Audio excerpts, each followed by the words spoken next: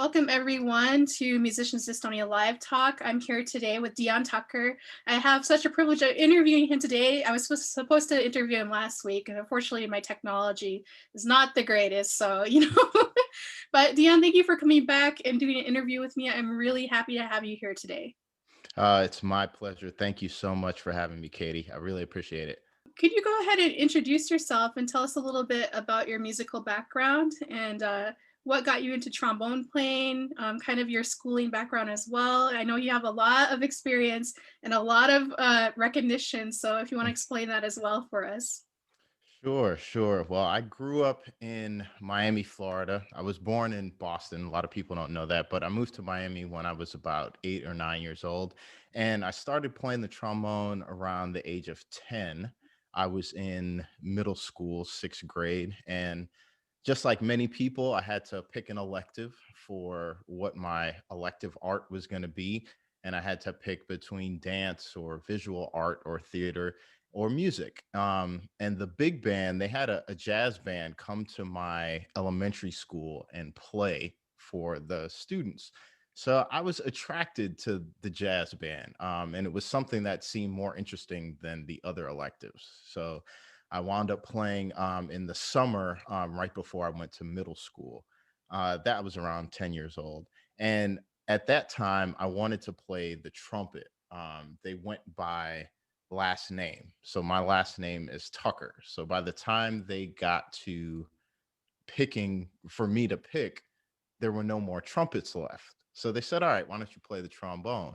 You can switch to the trumpet when you get to the regular school year. Um, I started on the trombone. The teacher said, oh, you're a natural. You sound great. You should stay on the trombone. I don't know whether that was true or not. I don't know if that's the old band director trick to get more trombone players, but I stuck with the trombone. Fortunately, I did. And yeah, I progressed pretty good throughout my middle school year. I had a couple of friends of mine who were twins, and they were big into music too. Their Wow. parents were also, their dad was a drummer, their mom was a teacher at the school. So it was good to have best friends that were into music, for sure. We definitely pushed each other. And when it was time to go to high school, they went to a performing arts high school named New World School of the Arts. And naturally, I followed them. You had to do an audition to get in. So it was a public school, but you had to audition to get in. It was probably the best experience that you could have in a high school. Very small classes. There was only 400 students in the whole school. The setting was on a college campus, so it was more like college than it was like high school. And we had 3 hours of music a day. Everything ranging from jazz band to wind ensemble to smaller chamber ensembles, small jazz group, Broadway show. Like we did a little bit of everything. So it really prepared me for when it was time for me to go to New York. I was fortunate too to have a great private lessons teacher. His name was Dana Tebow, and Dana was a great trombonist. He was a studio trombonist. He played on a very popular TV show called Sabelo Gigante, which was like a huge TV show on the Spanish channel down there in Miami.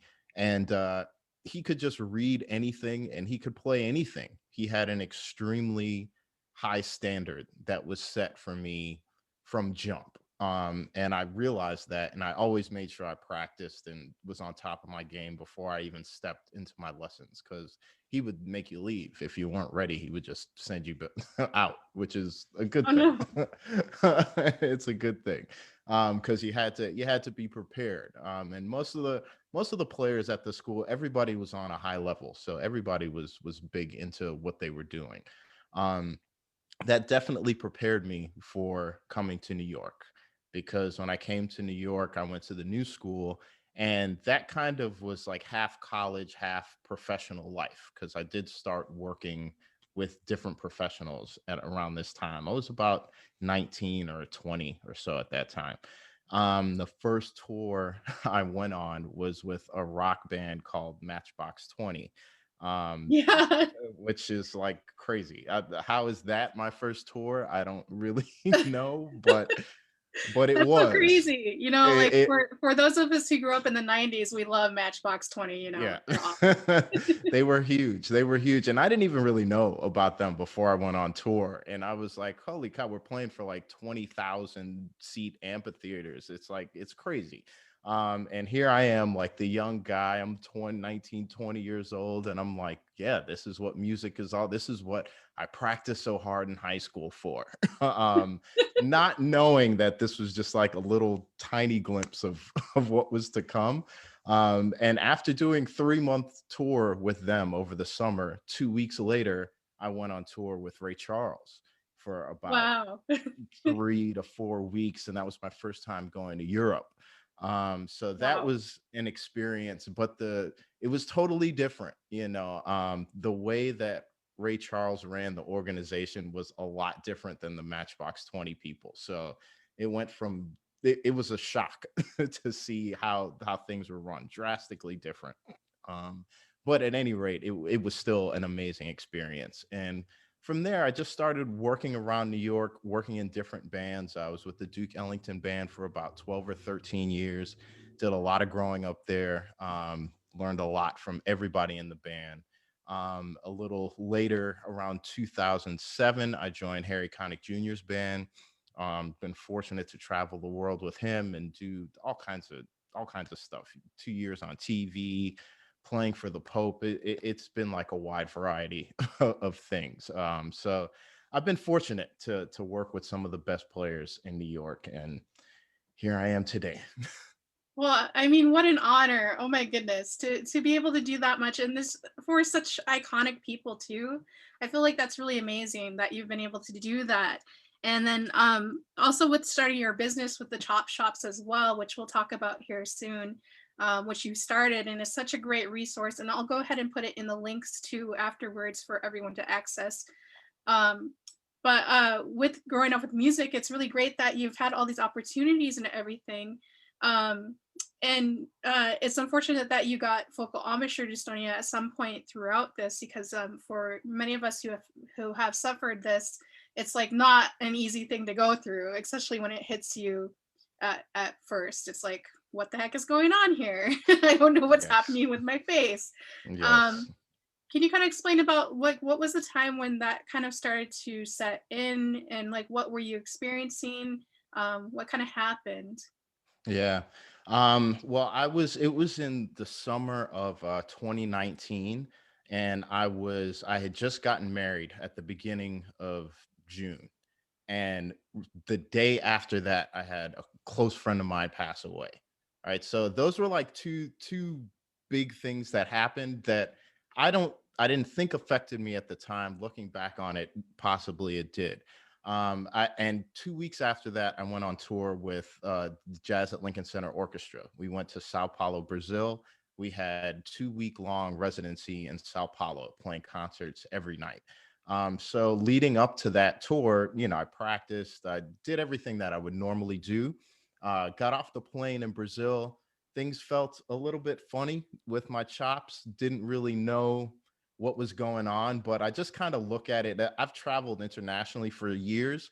Usually it takes me like 2 or 3 days before I feel like regular, in whatever country I'm in. So I just kind of attributed it to that. But as the time went on, like the more we played, I'm like, I should be getting stronger, and I'm getting weaker. Like every time we played, it was just worse and worse.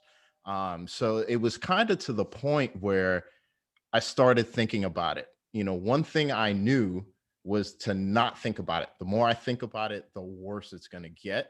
Um, but at that point, I couldn't stop thinking about it. I was in the corner warming up. I would find the furthest place away to go to try to warm up because just first of all, I'm on tour with Jazz at Lincoln Center. It's like all the best players around you, and you hear them warming up, and I'm like, I can barely play anything.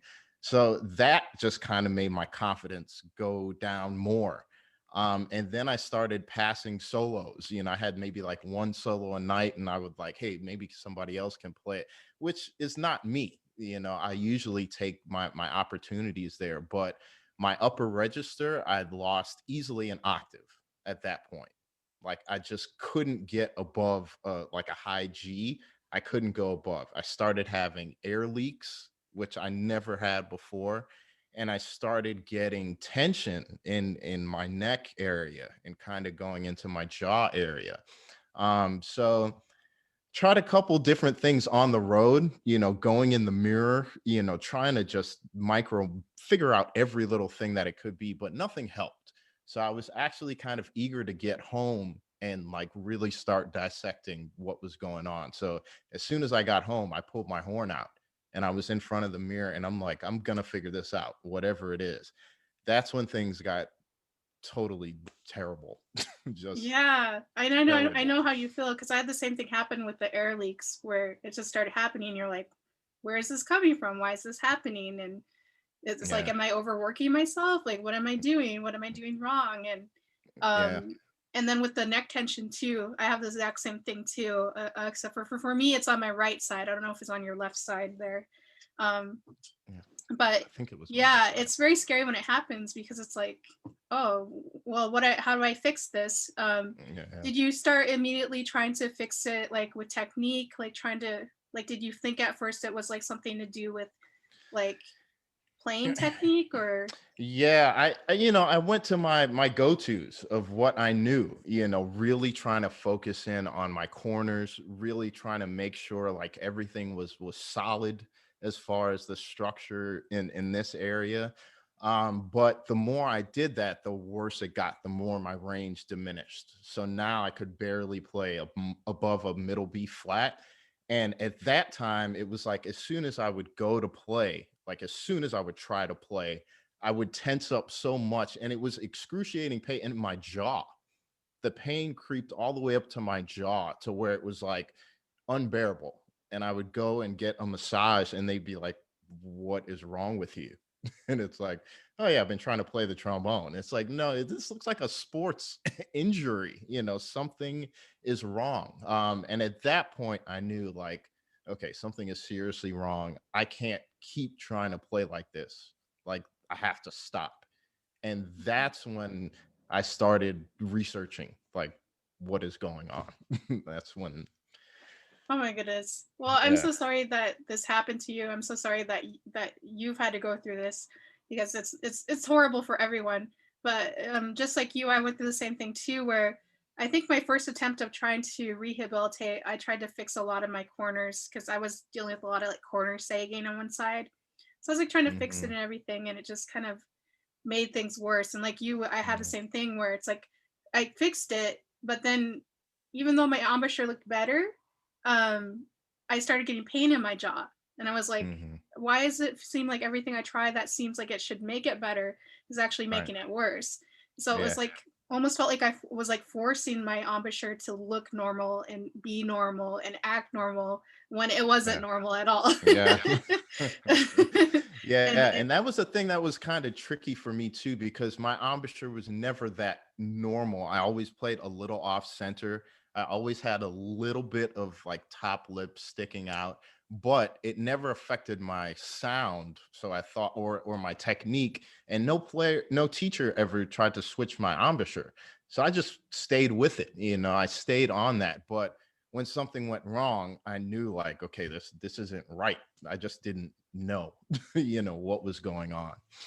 hmm And then when that happened, you reached out to some people. Did you know anyone to talk to right away, or did you kind of have to ask around? Yeah, so there was a friend of mine that plays trumpet with Harry Connick's band, and I remember when we were doing some shows on TV, he was expressing like similar symptoms to what I was talking about. So I contacted him, and he had a few books by Lucinda Lewis, The Broken Embouchure and Embouchure Rehabilitation. So I started reading those, and I was just like, every symptom was like, "Yep, that's me. Yep, yep, yep." Like every single symptom. And I didn't know anything about dystonia. I still hadn't heard about dystonia up to that point because it's not called dystonia really in those books. And then I started searching the internet for embouchure, issues, and I actually came across your video, which was one of the few Oh, videos that was out there talking about embouchure dystonia. And I just kind of listened to, what your experience was, some of the tips that you had. And I was like, yeah, that's me. That is exactly what I'm dealing with. So you were kind of one of the first people that I found and that had some information out there. And it really made me realize there's a lack of exposure to this topic. Yeah, there really is. And I mean, I'm so happy that you shared your story. Like you posted about your story. You started like a YouTube account, you started a website and everything. And I'm so happy to see this because, yeah, I feel like the more people talk openly about it, it's less taboo to speak about, like it's less Yeah. like swept under Yeah. the rug kind of thing. And Yeah. especially for someone like you who's so recognized and who has accomplished so much. I mean, it means a lot to hear you speak about your story, and thank you for mentioning me. I didn't know that. You didn't tell me that before, so thank No, you. I'm gonna tell you some more about how you helped me throughout my rehabilitation, but I'll tell you later. Oh, well, I'm glad that I could be of a little bit of help. Yeah, I just Yeah. feel like, it's such a hard thing to describe dystonia when it's happening to you because I feel like it happens in stages, and then for some people they have symptoms that are a little bit different than Yeah. someone else's, so it just kind of varies like a little bit, in different Yeah. ways, and then from Yes. instrument to instrument it's different too. But for low brass, I know that it tends to, really affect your guy's jaw a lot more. So I'm not Mm. surprised to hear that you had some type of jaw pain going on because like some tuba players will get like lock jaw, or they'll have Yeah. something where it's like they have less upper lip control than lower lip control, where high brass is Hmm. more like lower lip control problems, Right. or Right. that type of thing. But yeah, it's just unfortunate when it happens because I feel like it's so confusing in the beginning as it's kind of Yeah. like unraveling. It's like, Yeah. what is going on here? Yeah. And that was the biggest thing. It was the fear of not knowing. My initial feeling was, is my career over? Is this it? I happen to love photography as well and videography. It's something that I do and I love it as much as music. I was like, is this my calling now? Is this saying that it's time for me to do that? So all of those thoughts immediately jumped into my head, which I'm not that type of person at all. I'm like, how do we overcome this? But this was so severe. I was just like, I don't know, and I didn't know who to talk to. I really didn't.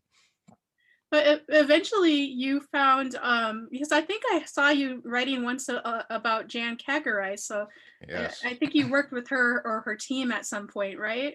Yes, yes, that's correct. Initially, I reached out to a friend of mine named Sam Burtis, who's a great trombone player, and I know he knows just a lot about brass. So he was nice enough to sit down with me and give me a nice long lesson. A lot of his things that he taught me was based in kind of the Caruso method. For those of you that aren't familiar, Carmine Caruso is a great teacher, helped a lot of players. Deal with different embouchure things and just become better players. So I was doing that for a little bit, and it helped. Like I did that for about like 2 or 3 months. It was helpful in retrospect, mostly because of the focus of attention. A lot of people do Caruso exercises to strengthen their corners. They do it as an isometric exercise. Really, the most important thing about those exercises is the timing. You're supposed to tap your foot and subdivide all the way at 1E and a 2E. And so it's not about the isometric part of those exercises, it's about the subdivision. And as I learned about dystonia and realizing this was a neurological thing, anything that you can take that can take your mind, the focus of attention away from what's going on here is going to be helpful. So I realized that initially those Caruso exercises were helpful not so much for structure, but more so like mentally. I was able to take my mind off of everything and just focus on the subdividing. So I did start to get better. I did was able to start playing gigs like, but I wasn't ready to play any solos. I wasn't ready to. I was playing third trombone and just like, let me find my way back. And most people were okay with that. Most people were like, hey, we know you're going to be good. So that was a blessing. And then I That's found Jan after that. And it was kind of, I sent her like a SOS message on Facebook, which is a platform she doesn't really use, which I didn't know. But I was like, hey, if you can help me save my career, that would be awesome. Because everything I read and I kept seeing her name come up. About months later, it was a couple months later, she responded to me like, hey, I just saw your message. And we started working together. And from the first lesson, it was life changing, absolutely life changing. And I realized, like, wow, I don't really know much about brass playing at all. And I very quickly, I was like, oh, that's why I'm all messed up. I was like totally backwards in my brass playing, just totally backwards.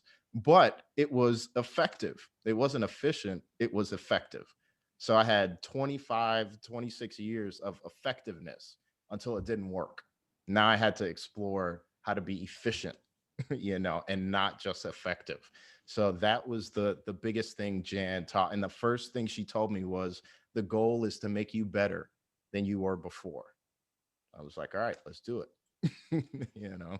Oh, that's awesome. I know I hear so much good things from everyone about her and how many people she's helped as well. And now she has a team that also helps people as well. So if any of you guys are interested in working with her, do know that she has a team, I think, of people that can help, who also have been trained to help others rehabilitate. So Yes. it's not just like, she's completely backed up all the time. She has Yeah. some actual people that know what they're doing as well. Yeah. Um, And and they're fantastic too. Their team is fantastic. Absolutely. That's awesome. I think that's so smart too. And I really feel like it's needed too, especially knowing how to rehabilitate musicians. That's like such a hard thing to come across, especially when it comes to embouchures, comes to embouchure dystonia, or even Yeah. embouchure injuries. It's like such a difficult thing to walk people through. So to have that knowledge and that strength, and also the support, back support of how many people who are saying, yes, she's such a great person at this. I mean, it Yeah. says a lot about her as well. Um, Absolutely. but when you did go to her at the time, were your symptoms more heightened by that time, or were you experiencing anything else going on in your playing that wasn't happening in the beginning? Yeah, they were a little better, but my symptoms were a little better, but for not necessarily the right reasons, if that makes sense. I had figured out a way to play that was based on what I knew, how I knew to play. When I started working with Jan, she showed me a way of playing that was completely different. It was just totally different. And I was like, okay, how can you play the trombone like this? It was just like the opposite of kind of everything I learned. But with dystonia, I think a lot of times we get caught up in trying to get back to where we were. The goal is like, I want to be playing as good as I used to play. That can't be the goal, because that trajectory is what got us there. So the goal has to be different. The goal has to be, I want to be better than I was before. Now we're going to take a different path to getting to that goal, because if we take the same, I'd say it's like a traffic jam.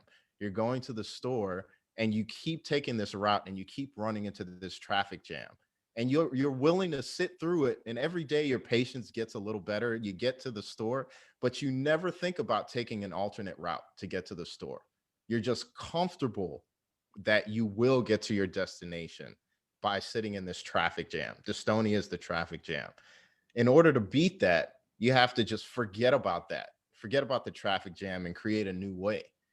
So that, I think, between understanding that you have to create a new way and not going too deep into the dystonia, once I started feeling it, like, I knew immediately, like, I can't play like this. I have to stop, and I have to start trying a new way. I didn't learn this new way till months later, but I didn't reinforce those dystonia signals too hard.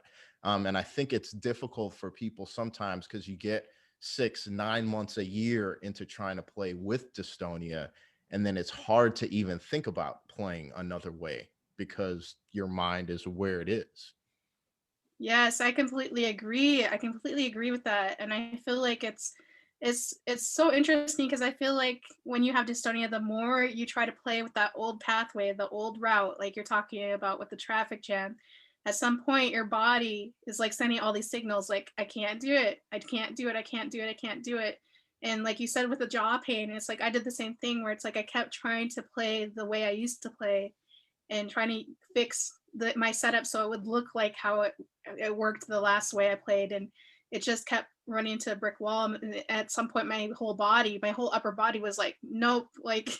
everything's in pain now. Like Yep. everything's going. Not only Yep. do I have dystonia, but I'm having like jaw pain and like neck pain and shoulder pain and upper back pain, and it's just Yep. going downhill. And I think it's so interesting that you said that, because it's just like interesting how much our body plays a role into to just our awareness of our body, Yes. and being aware of like things that we haven't really thought about or been aware of, especially like when it comes to like our tension, but also our breathing too. Our Yes. breathing is like Oof. so off track, so off Oh track. boy, don't even get me started. I Yeah, was it's I like was you get I was raised to like, do this time breathing, with the metronome, like yeah. time breathing, like, like breathe in, breathe out, like, make Yeah. it perfect, like make the fronts Yeah. of your notes really clear and that kind of stuff. And all of a sudden with dystonia, it's like, nope. Yeah. And since we're on that, if I could just say something here, like since we're on that topic of breathing, and it's such a big topic in brass playing, we try to teach our bodies what our bodies know how to do better than anything else. Now, if we just think about it, when we're born, the thing that kind of sparks that we're alive is that first wah, when the air leaves us. From that point on, the cycle never stops. Our air just keeps on recycling. We sleep, we wake up, we talk, we do everything. We never think about until we put an instrument in front of us. Now, at that point, we're going to teach our bodies how to breathe. No, like you're trying to override like what is a natural thing that your body has literally done millions of times. So breathing, it's what we know how to do. Now, the trick is to get in line with that when we pick up the instrument. Because when we pick up the instrument, now we have to play. There's anxiety, there's people around. Are we going to hit this note? Is it going to be in tune? All of these things. Now that will get and inhibit our breathing. That will interrupt our breathing pattern. But if we learn how to, the cycle is going, and relax the diaphragm instead of trying to take in air and fill up the lung. When we sleep, we're not going, we're not actively breathing like that, but we are filling up and recycling with the air. So if we can learn how to fall in line with that way of breathing, using our diaphragm to fill up the lungs, as it has done millions of times, we're going to be in a much better space to play, because brass playing is more about blowing. It's not about breathing, but there's such emphasis put on how to one, two. That's so unnatural. Your body is like, okay, I'll do it, but it can easily go 1, 2, 3, 4, and just go, because it knows how to do that like way better. So sorry, I went off on a breathing thing. No, But I'm completely on board with you. I'm 100%. Let me go ahead and see here. We have some people writing in.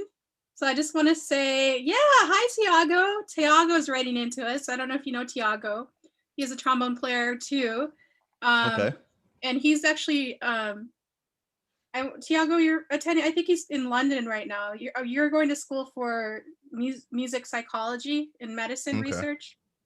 But he says it's exactly that. There's a big lack of free talk about injuries in performing arts, especially in musicians. We still have this constant pressure on the artistic environment that judges us to not be always on our peak performance. Yeah. He also says you're a great inspiration. He says he says what we learn after dealing with it makes us grow and get new perspectives, addressing different behaviors. Out of adversity comes opportunity. Oh Yeah, yeah. really great. Thank you, Tiago, for Yeah. tuning in and watching with us here. Yes, thank you, Tiago, for those words. And every bit of it is true. Dealing with dystonia, it changed my life. The video that I have on my YouTube channel that says focal dystonia is the best thing that ever happened to me, it's really true, because I had to, first of all, when I was dealing with it, I was fortunate to be able to cancel all of my work. It was during the summertime. I had a little bit of money saved, but my reputation is everything, especially in the jazz world. When you go to walk into any situation, like people know you for certain things. And if they know that you can come in and perform on any type of gig, that's what they expect. So there was no way that I was going to go in anywhere and do what was less than is what is known of me. It's like it's your business card. So I canceled everything. And when people ask me, hey, can you do this gig? I'll just say, oh, I can't. I didn't say I'm dealing with dystonia. I just said I can't, because I thought about when I came back, and as I'm working my way back, I don't want people, if I miss a note or I miss something, I don't want it to be like, oh, that's the dystonia, or oh, he had dystonia, or whatever. I don't even want that is part of the thought process. So I just kept everything to myself. And I told a couple of people, but nobody really knew. I just took an entire summer of creeping back. Now, when I came back on the bandstand and I was playing like third trombone, people were like, why are you playing third trombone? Like you usually play first, or like what's going on. So at that point, I started opening up about it a little bit more. But it was very guarded, and I changed my entire lifestyle. It's not just on the horn. It's everything. I changed exercise habits. I changed eating habits. I changed sleeping habits. I started, for the first time in my life, going to sleep at a regular time, like every day. Realize and learning that that's when the brain gets to work and stores all that information we put in there. So that's why rest is as important as doing. And if you think you're going to just like, you have to rest so that you can take all of these things in. And on the flip side of it, I came out a changed player, absolutely changed, just like more confident, more sure, and more understanding. It's not the horn. It is me. It's not the horn. So if there's any interference, like I know I don't have to just check in with my embouchure and check in mentally. I can start to put the pieces of the puzzle together more than just like as brass players, something doesn't feel right. It's my chops, like, period. It's like, well, Mhm. what about your air? What about where your mind is at? What about, everything else? So that's a big thing. The holistic part of this was huge for dystonia. And I don't think I would have been where I am as a person without having gone through that. Yeah. Oh, that's amazing. And I love that video that you made. Yeah, where you were talking about how it's like the biggest blessing in disguise for you, because I feel that way too. And it's hard for some musicians to see in the beginning, that like any type of like silver lining to the whole process. Yeah. But I always tell people, even at the worst case, like where you're like, you know, really struggling, I do still feel like it gets better over time, the more you try, or the more you just pace it out and get to know it and get to know yourself and your whole body and everything. Yeah. um Can I tell you, that's where you came in. Um, and that's where you inspired me, because I kept a journal for the first 160 days of wow. my recovery. And I wrote every day in there, whether it was good, bad, indifferent. I just wrote how I felt. And one of the things that I remember from watching your video is you said this word leverage, right? And you talked about leveraging on, if you have a bad day, you come back the next day, if you can play just a little bit better, leverage off of that.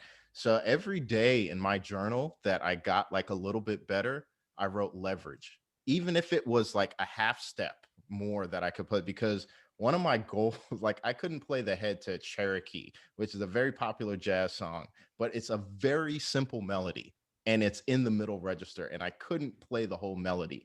So I kind of use that as I'm going to work this song up little by little, 2 bars at a time, 8 bars, whatever it is. I'm going to do it little by little and leverage. Every time I could do something, I wrote leverage next to it, and I could go back and look and see, like last week I could only play a middle F. Now I can play up to a middle B flat. Yeah, I'm still in like middle school range, but I'm better than I was before, So you're either getting better or getting worse. Like, which one do you want to do? So let's try and keep our mind in getting better, even if it's just a little better. Let's get better. Yeah, that's so true. And the leverage is so important, like even the little tiny steps, of improvement. Yeah. Especially in the beginning, it's like, when you have like zero to no hope, it's like like I always tell people, it's like breadcrumbs. It's like you gotta be proud of those little breadcrumbs. You have to be Hmm. proud of them because those breadcrumbs, Yes. they collectively turn into something eventually. Yes. Yes, they do. They absolutely do. And it's important to just understand that it's a process. There is no way that's going to work for everybody. You are figuring out your own way out of this mess. Like that's what it feels like. But it's up to you, to figure out what works, what doesn't work. Keep this, keep that. Like you have to be open to trying things, and I think that's something that's hard when you're trying to get back to how you used to be, because you're like, I know how to do X, Y, and Z. Like you have to try something new. And the deeper you are into your career, sometimes the harder it is for you to want to and be willing to try something new. Yeah, I know. And it's so frustrating too. I mean, I've got to say the most frustrating thing for me is when you know how to hit your most primary note, your root note on your instrument. You're like, I Hmm. should know how to play a B flat. I know what it Yeah. feels like to play a B flat. It just comes Yeah. out. Then it doesn't. And you're like, Yeah. that has to be the worst thing ever. But um It was terrible when my lips literally felt like they were doing that. Like one lip was going one way and one lip was going the other way. I was like, what the hell? What kind of sensory craziness is that? I still don't know what that was. That was maybe it's that like, wasn't thanks, just thanks, body. Thanks, brain. right. Thanks. I know, I really struggle with that too, because my lower lip like protrudes out the other side when I play, and it's just Mm, really wonky. And then sometimes when it flares up, like one side of my face will get really defined, and it's like looks like mm, I'm really muscular on one side, and I'm like, right. what? Why? Yep. Why? Why, Like Dystonia? didn't you? Why does it have to be Yeah, this right. way? So true. So true. Oh my goodness. But Dion, I'm just so happy that you're sharing all this. When you were started retraining, I know that you said that you had some tools that you used or some tips that you wanted to share with others on maybe some things that you used to help you improve a little bit. Yeah, yeah, sure. So, I mean, the first thing that I had to get together was my breathing, which was backwards. I would recommend, and I've really started doing this a lot more with my own clients lately, is go to the internet and type in, or go to YouTube or something like that, and type in your diaphragm, the anatomy of your diaphragm, and just do a little homework on how your diaphragm works and what it looks like. Mapping, body mapping is big when we're dealing with this, and what we think we should be doing might be what's getting in the way. So Jan was amazing in helping. Like a straw was the biggest tool that I still use to this day. The straw teaches so much, but the biggest thing that it teaches is how to get your lips out of the way. So a lot of times when we're taught as brass players, we're taught like the M formation, and then we're taught to buzz from that. So it's kind of like you're always blowing your lips into position. You're always trying to force that air through, when in actuality, it should be the other way. If you can just let your lips sit there, they're gonna come together automatically. So that was kind of the first thing, and I can show with this, just show a little bit. It's kind of, if my lips were like this on the straw when I was playing before, they went from that to that. So that's a pretty drastic change, but just conceptually, if the job is for the air to get through, like I want my lips to work in conjunction, So a lot of times as brass players, we hold on to the feeling of how our lips feel inside the mouthpiece. So this is a mouthpiece visualizer, embouchure visualizer. So a lot of times we'll set up like this inside the mouthpiece, which is how I played for 25 years and only knew how to play that way. Now my lips are much more on the rim and the opening is already there. Oh, I see. Yeah. So the air is free to travel through without me having to go now. And I know because of the way physics works, our lips come together and vibrate. So there's a difference between your lips vibrating and making your lips buzz. And the biggest difference is that mental cue.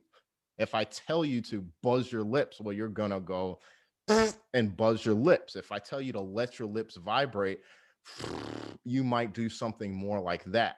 That's a little bit closer to where we want to be, because there's a big overemphasis put on corners and the strength that happens here. Um, that can lead to a lot of issues, a lot of different issues, lots of different issues. But Yeah. it's functional. It's really about how the embouchure functions. Yes, it can function like this and the air can get through. It can also function like this too. So you're just you're taking the strain off of these guys and you're focusing it more here as opposed to here. These guys have to do the work. And just because the way our body is, we have muscles here that are meant for smiling. They're like right there, two little muscles. So that's why we smile a lot when we play. And our band teachers are like, don't smile. But if we have our focus here, it's like these muscles are going to do what they do. They're going to smile. So the more we can get from the tension being here into getting to relaxation and funnel the air through more, that's what the horn needs. Our lips are going to vibrate. So like if we can just get over that, it's like, yes, our lips are going to vibrate. Next, Yes. and trust that. That's a hard thing to trust. But trust it. It's the way physics works. Your bodies, they're gonna go with it. So just focus on not interrupting that airflow, which is what we need in the horn. Yes, that I totally agree with you there. Totally 100%. I mean, I did the same thing where it's like I always tell people like it's so hard to describe because I would tell people at first I'd be like, well, I just let my lips loose like a flag in the wind. Like it was just like because I was like Hmm. letting these corner muscles go. At first, I had to really clamp them, like almost like frown to Hmm. get that uh to get my lips to vibrate to get away from the Hmm. corners. I had to like frown, and then eventually they were just loose. But Yeah. it's really hard at first because like sometimes when I show people this and they try to do it, like especially if they're just recently diagnosed, they'll go and do it, and it's so interesting because it's like when they try to do the normal formation, they're getting all the shakiness. Like they'll just be Yeah. like, like Yeah. shaky. But Yep. then when I tell them to relax and they go to buzz and they're like, and it's like they get the sound out, but then Mm. they're like, but it sounds so bad. And Yeah. it's like, I know it sounds bad, All but right. this is so much better. It feels so Yes. much better and it plays so much better. And Yes. even though it feels different, it feels opposite of what you were taught to do. It's like actually Yes. going to help you in the long run. Yes, yes, and it comes down to functionality. I tell people if there's a piece of drywall there, you can get through the drywall if you just kick it with your foot, right? You can get through, or you can use a hammer and you can get through the drywall. It's about efficiency. It's not just about effectiveness. And I think when people get dystonia that have been playing for a long time, we're so used to being effective that we are scared to give up our effectiveness for efficiency in the beginning. It's not until efficiency rewards us with like, oh, this feels better. Oh, this sounds better. Oh, this is a lot easier. Then you start to trust. But that trust factor in the beginning, that was one of the hardest things for me, was to trust myself. Like trust, like, okay, I can just go and it's gonna work. Like I'm like, I'm not really sure. And all that little bit of hesitation, that's where the tension and all those things creep in. once again, because your body is not used to hesitating like that. So even when we get stuck on this inhalation thing, you have to understand what inhaling triggers in your body. It triggers that startle effect in your body, that and then you let the air out. We just want to purify the body. The air has to leave. So we want to get used to that air leaving, leaving. And it's hard for us as trained musicians to not be like, wait, I don't have to create from scratch the air intake and the air leaving and the lip. Like, no, that's my job. That's what I went to school for. That's what I studied for. So I can do that. It's like, no, you can really just kind of sit there and be a vessel for that. That is the hard thing. Trusting yourself enough to just be part of what's happening and not be the creator, not be the reason. Because we're musicians, we're the reason this is happening. It's hard to just be a part of it. That's so true. That's so true. Really great advice, Dion. Really wonderful. And I feel like everything you're saying is so helpful to others. And I feel like I agree on so many levels, just because I feel like, yeah, we, of course, kind of similar paths as far as recovery too. But as you were recovering, um, was there a point where you felt like you're like, oh, things are really improving here? And you're like, I really feel like there's a certain thing that's working for me here. Was there some area like that where you're like, yeah, I really started doing this and this really helped me a lot? Was there anything like that that happened? Yeah. I mean, pretty much all of these straw exercises. Once that kind of started unlocking what was going on with the body, and I started becoming more focused on what was happening with the air, less focused on what was going on with my lips, that's when everything started to change. Once I stopped thinking about my lips so much, I realized that all of the magic is happening inside the horn. And I know that there's a big philosophy in brass playing about mouthpiece buzzing and free buzzing and like all of these things.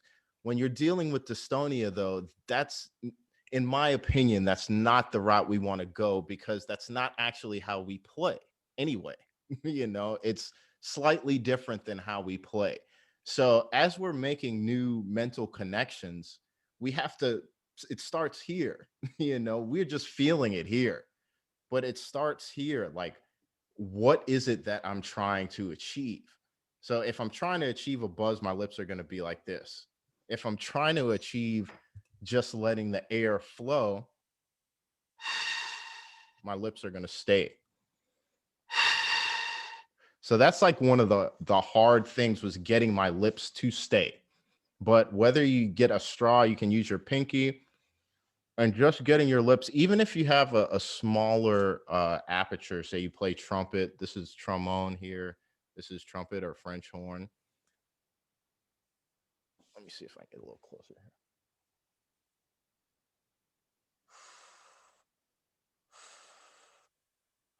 The function really isn't changing. I don't really want to stick my lips inside there, because once again, as soon as we do this, we're under tension. Before we played, we're already under tension. So now we already have to overcome something.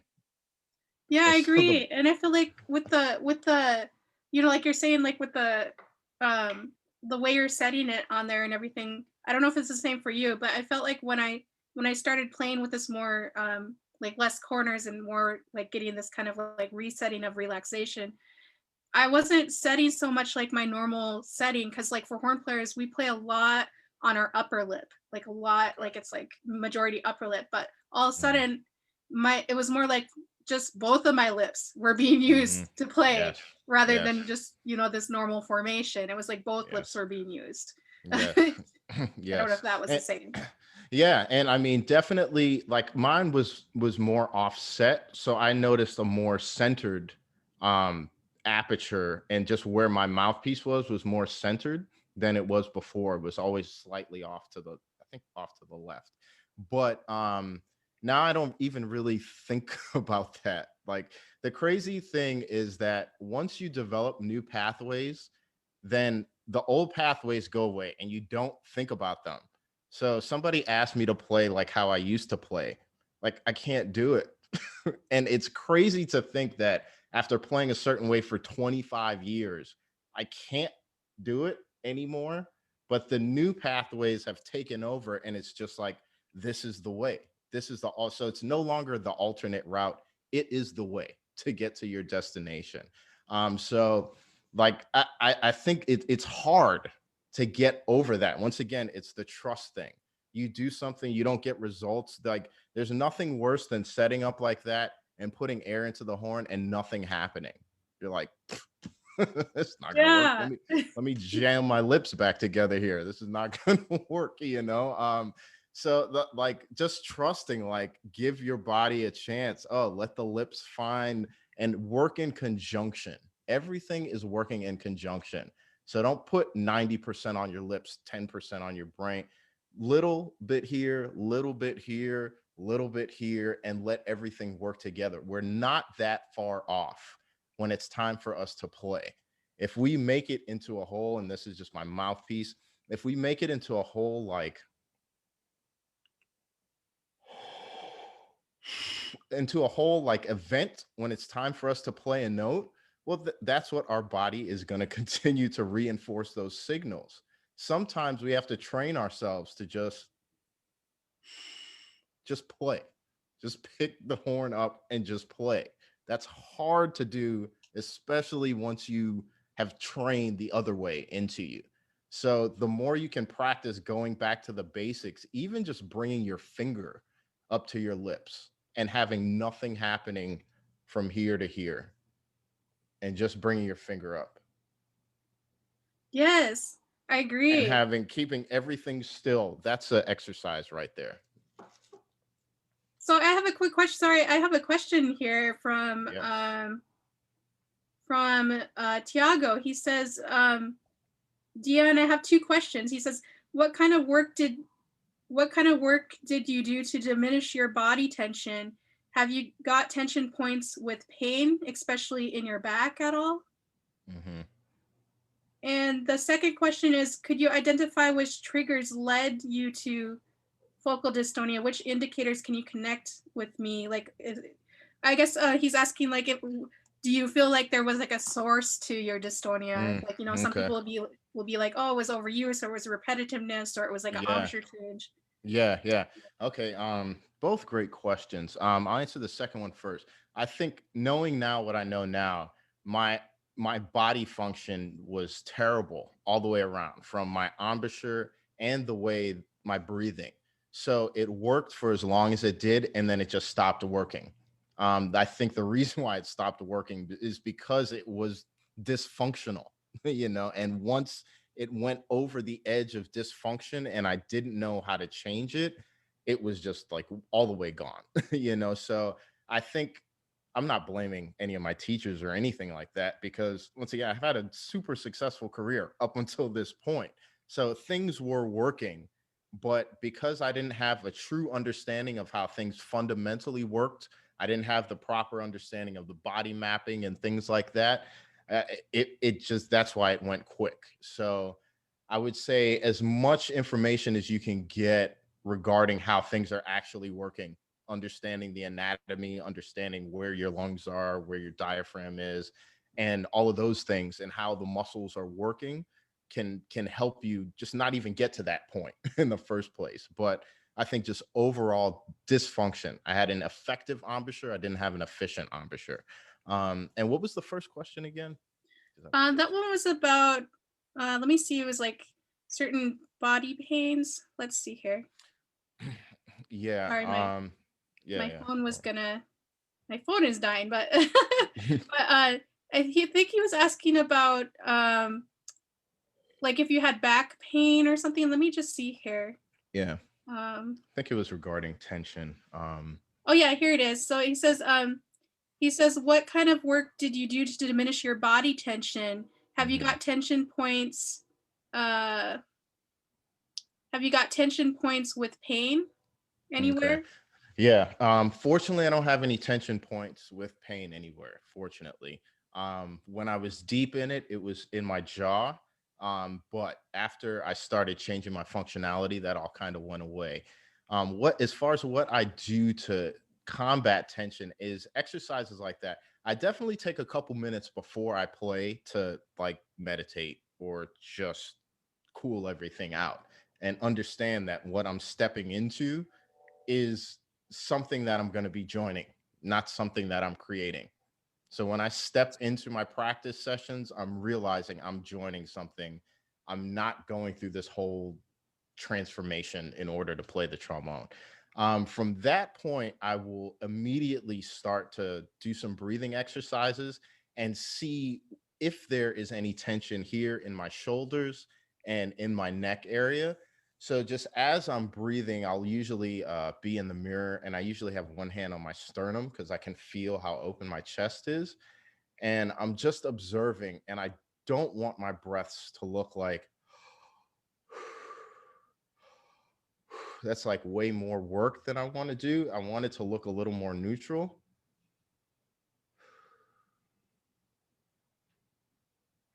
So my chest is expanding with the lungs, but everything here is staying neutral. And making sure also the tension here too, in the forehead, in the eyes, all around this area isn't happening on my exhales. So that really it's just my diaphragm doing the work.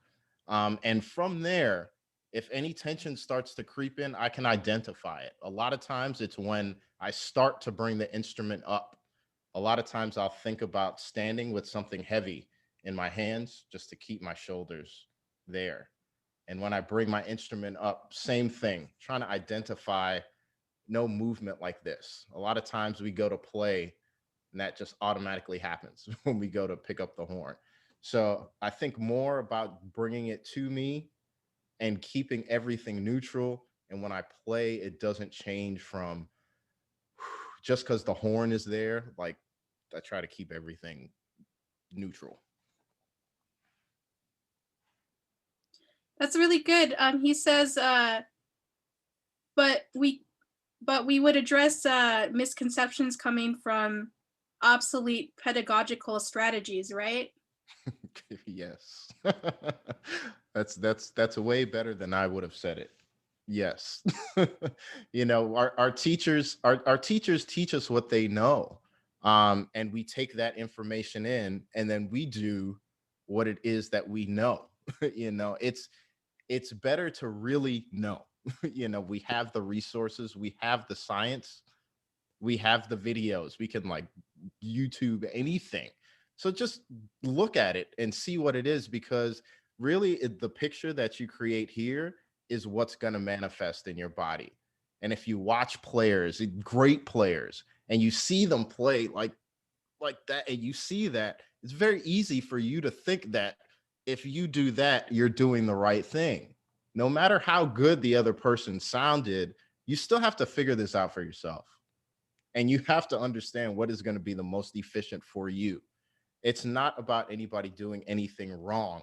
It's about you doing the best thing for yourself. That's what this whole thing comes down to. Yeah, I completely agree with that.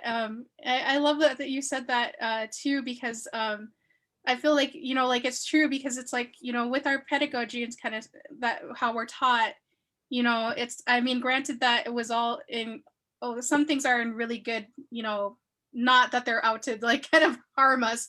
They're meant to help us, Right. like whether it comes to like timed breathing or, like clean attacks and that kind of stuff. It's like, yes, that's the aim of us wanting to improve to a point where it's like we have accuracy, especially as horn players. It's like we're all about accuracy because we miss Hmm. every note. But but at the same time, it's like there has to be a balance, because it's like you have to also take into factor, which I think what we're missing in brass pedagogy is this kind of like factor of our natural abilities of our body just naturally being able to do certain things, where it's like we don't have to time it, we don't Yes. have to do it so intense to a degree, of timing our breathing to the point that it's like, just accurate 100% of the time. It's like there has to be some type of naturalness to the process of playing, music. And I think that's what we're Yes. missing, is this factor of this awareness of our body and really understanding the anatomy to a deeper degree, and just knowing how Yes. our body functions normally without having to put it in like this little box. There has to be some Yes. wiggle room, because like they Yeah. say, any movement you make, it's not 100% the same. Every movement you make, you could try to make it duplicate, but it's never going to be 100% the same Yeah. movement. It's like there's all kinds of factors, external factors that happen. Maybe it's a windy day or something, and your Yes. instrument's cold and you have to adjust or Yes. something. It's like Yes. you can't it can't be diminished to this little algorithm type of playing kind of thing, I guess, if that makes sense. But Correct. That's 100% true. And that's a big part of what I like to share on my platform, the Chop Shop, is like, it's really about you finding your way. I know a lot of people are like, well, I studied with such and such. It's like, that's great. What do you have to offer? I don't care who you studied with. And really, it doesn't matter what job you're on. Like those things don't matter. If we're truly in pursuit of us trying to be the best version of us, that's a daily pursuit, for us. And I really like to work with people. It's really a passion of mine to work with people and find different ways. Maybe it might be unconventional, but I'd love to find a way to help people figure out the best version of themselves. that's awesome. And I think that's really great that you said that, because I mean, I feel like not only is that so important when it comes to, individual people, and like whether it's teaching lessons or that type of thing, but I also even feel like in healthcare as well. Like you think about the healthcare field these days, it's like we have forgotten how to address people, like the whole Yeah. being of the person, like holistically the person, Yes. rather than minimizing it to this one little, like, illness or something. Yeah. And I feel like that applies a lot to music in general too. um, and I think that's really great what you're doing as far as how you're teaching and everything too. And with Dion, with your website, I'll go ahead and put in the links again. And I'm sorry that we're going over time here. I just I just No, no enjoy talking worries. to you, like I told you No about. worries, man. Listen, this is I this feel is like like the right up. little brass players are so much fun to interview. You guys are just so chill, so relaxed. Yeah, yeah. No worries at all. I appreciate you having me on, and I appreciate sharing what little bit I know. Yeah, I mean, it's really fantastic, and I feel like I could interview again. And but I know that Dion, he's doing such great work, because not only has his YouTube account where he shares videos on brass playing that can help you out, but he also does really wonderful things, like you do the interviews with famous jazz musicians. Can you tell us a little bit about that before we go Ye- here? Yeah, yeah. So I started a series called the Black Trombone Chronicles, and what I do is I interview African American trombonists, in different genres, jazz and classical, and they just kind of come on and they tell their stories, from the perspective of different adversity they've had to deal with from the beginning of their careers and bands and all the way up through their professional careers. It was something that I was inspired to do when a cat named Weston Sprott, a great classical trombonist, put together the Black Excellence Trombone Choir. And it was about 40 or 50 Black trombone players. We came together, we did some things virtually, and we did a Zoom call. And just seeing everybody's face on the screen made me realize, like, man, this is special, because many music festivals out there happen, many trombone festivals, very few black faces, especially on the fly or whatever. So I looked at it as, hey, this is an opportunity. Now I have this platform. This is an opportunity for us to be able to tell our stories from our perspective in a safe, place, coming from somebody who understands, so everybody I interview, it's been incredible. And I have some really, really good ones coming up in the upcoming weeks. So check it out, the Black Trombone Chronicles. That's awesome, Dion. I'm so happy for you. I'm so proud of you too with the work you're doing. And like I always tell every Thank you. musician that I interview, especially for speaking out, sharing your story, and not only doing that, but going up and beyond and sharing other people's stories as well. And just like especially surrounding like adversity, surrounding like history, and to be able to collect people's stories and to be able to share these. I mean, it's like such a special thing, because it's like you're documenting something that like not everybody gets to hear. Yeah. So I feel like that's like such a tremendous thing and such a tremendous honor that you're able to do this. And so I just hope that Thank you you. continue doing what you're doing. I just want to know you how proud I am of you. Not that my opinion matters, but just to let you know in case you didn't know. It does. It does. Every single person's opinion matters, and I really thank you for that because I didn't know what was going to come of that series, and it's literally become the most important project I've done up to this point. Um, it is. It's just great, and I'm happy to be able to help facilitate it. Well, that's awesome, Dion. And for anybody else who's watching, of course, we're going to put his stuff links in the comment section below. If anybody has any questions afterwards, you can always still send them to my inbox. And for anybody's questions I missed, and that it's somewhere in one of the inboxes, because I have like 5 different inboxes. I have like my Facebook page inbox, like my normal Facebook page inbox, my website inbox. So I'm going to check all of those. So if you feel like your question was missed, don't worry. I will send them to him. Okay. And I will get Yes, a reply at some point. So I'm so sorry, you guys. I will. I will reply. I will reply. But thank you, Dion, for being with me today. And I hope that I can interview again sometime soon because I really feel like this is such an awesome chat. I really love interviews. So, and I especially loved interviewing you. So thank you so much. Oh, it's my pleasure, Katie. And as soon as I saw that you were doing this, I reached out to you like, hey, I would love to be on. So thank you for having this platform, and thank you everybody for tuning in. If you're dealing with dystonia, like you can do it. I know it seems like a crazy road, but you can do it one day at a time. You got All this. right. Thank you, Dion, so much. And thank you, everyone. All right. We'll see you soon. Bye, All right. Dion. Later. Thanks.